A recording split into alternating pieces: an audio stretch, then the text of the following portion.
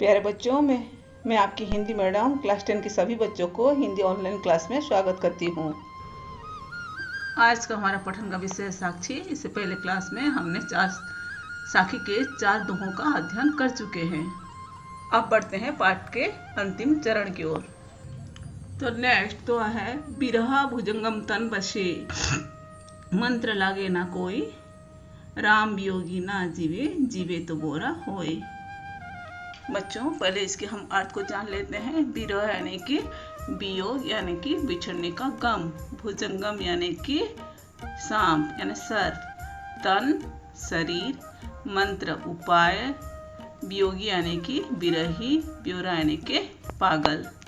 तो हमारे साखी के इस दोहे का पहला पंक्ति है बिरहा भुजंगम तन बसे, मंत्र लागे न कोई।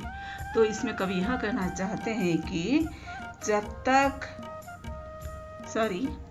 जब कोई ईश्वर प्रेमी व्यक्ति अपने प्रभु तथा श्री राम से अलग होता है तो उनके वियोग में उनकी अवस्था ऐसे होती है जैसे कि तन को किसी सर्प ने जकड़ रखा हो।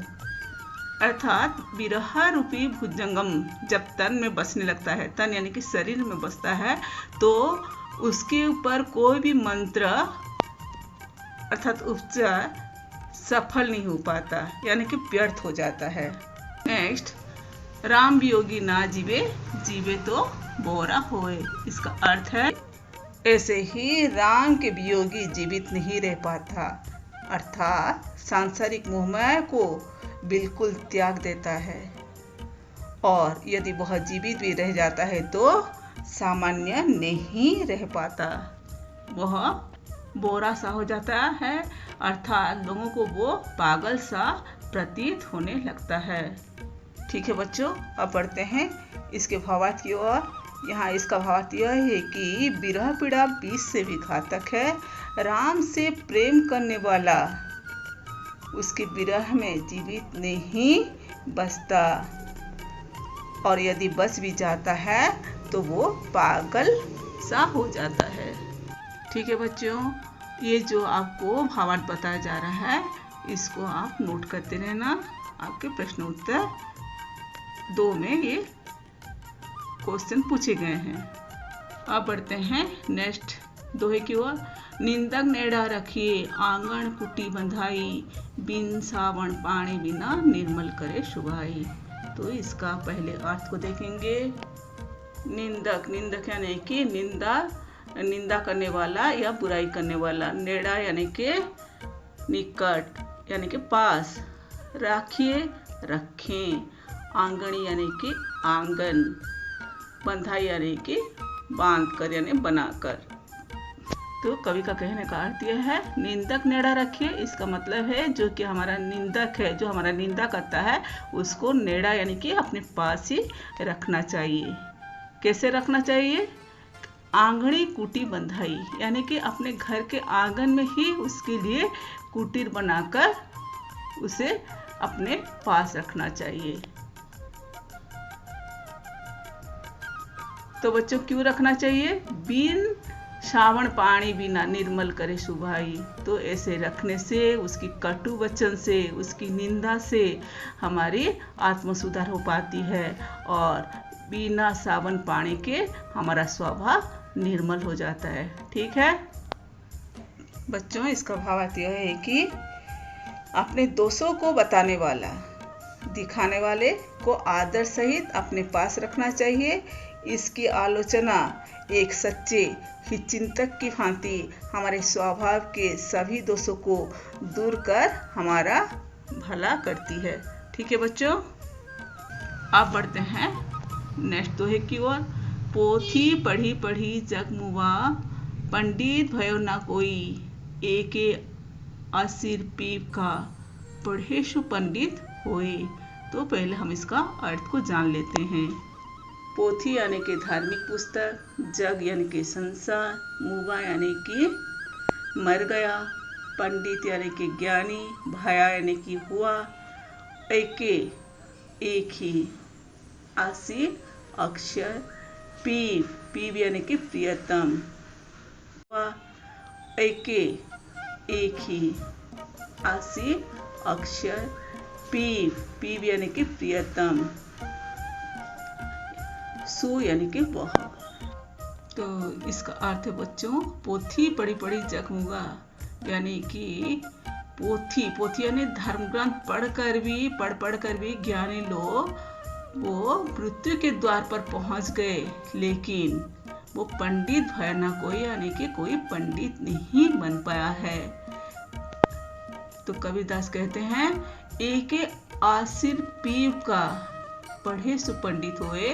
तो कबीर के अनुसार जो मनुष्य अपने प्रियतम यानी कि अपने ईश्वर का नाम एक बार स्मरण कर लेता है, एक अक्षर पढ़ लेता है, अर्थात जिसको परमात्मा का बोध हो जाता है, तो वह सच्चा ज्ञानी हो जाता है। इसके आगे है भावार्थ। तो यहाँ पर यह बताया गया है कि जिसको ईश्वर प्रेम की लगन लग जाती है वही सच्चा पंडित है। शास्त्र पढ़ने से कोई विद्वान नहीं बनता। नेक्स्ट और अंतिम चरण, हम घर जलायो अपना, लिया मुराड़ा हाथी, अब घर जालियो ताश का, जे चले हमारा साथी। पहले अर्थ को देख लेते हैं। जालिया यानी कि जलाया, मुराड़ा यानी जलती हुई लकड़ी, जालियो यानी जलाऊं, ताश का यानी उसका, जय यानी जो। हम घर जलाया अपना, कबीरदास का कहने का तात्पर्य यह है कि वो अपना घर को जलाए हैं। कैसे जलाए हैं? बिरह रूपी अग्नि से जलाए हैं। और कौन सा घर जलाया है? उन्होंने घर जलाया है अपने अंदर जो मोह माया होता है उसको उन्होंने नष्ट कर दिया है, यानी कि जला दिया है अपने बिरह रूपी अग्नि में। अब अंतिम पंक्ति में यह दिया गया है, अब घर जालियो ताश का, जे चले हमारे साथी। तो अब उनका घर को जलाएंगे, ताश यानी उनका, जालियो यानी कि जलाएंगे, जो चले हमारे साथी। अर्थात अब जो भी मेरे साथ प्रभु भक्ति के मार्ग में चलना चाहेगा तो उसके मन के जो अज्ञान और मोहमाया से बंधे घर को मैं जला दूंगा। अर्थात मन में संसार से विरक्त पैदा कर दूंगा। तो बच्चों, यहाँ पर उन्होंने जो मन से आसक्ति को दूर करने की बात कही है, ना कि अपने कर्तव्यों को। तो बच्चों, हमारा पाठ्यक्रम का पहला पार्ट यहाँ पर समाप्त होता है। पहले उसका भावार्थ को आप नोट कर लीजिए। तो यहाँ पर कहा गया है कि भगवत ज्ञान से युक्त होकर कवि ने दूसरों को भी भगवत भक्ति में रंग जाने के लिए प्रेरित किया है। ठीक है बच्चों, आशा है आपको दोहे का वाचन तथा भावार्थ समझ में आ गया होगा। अब बढ़ते हैं प्रश्न अभ्यास की ओर। हमने तो यहाँ पर 2 नंबर दिए गए हैं, क और ख। क में 7 नंबर दिया गया है, ख में 4 नंबर। ख का निम्नलिखित भाव स्पष्ट कीजिए। हमने सारे भावार्थ आपको पढ़ाते हुए नोट करवा दिया है। और जो क के जितने सारे प्रश्न हैं आप अपने भाषा में लिखने की कोशिश करेंगे। इससे आपका सुनने की कौशल के दक्षता पर हम आकलन कर सकते हैं। प्रश्न एकदम सरल है, पाठ पर आधारित है और आप आशा है आप इसे जरूर कर पाएंगे। अगर नहीं हो पाता है तो हम फिर से आलोचना करेंगे। हमारा पहला पाठ यहीं पर समाप्त होता है। फिर नए पाठ लेकर उपस्थित होंगे। आज के लिए विदाई। ईश्वर आपका कल्याण करे।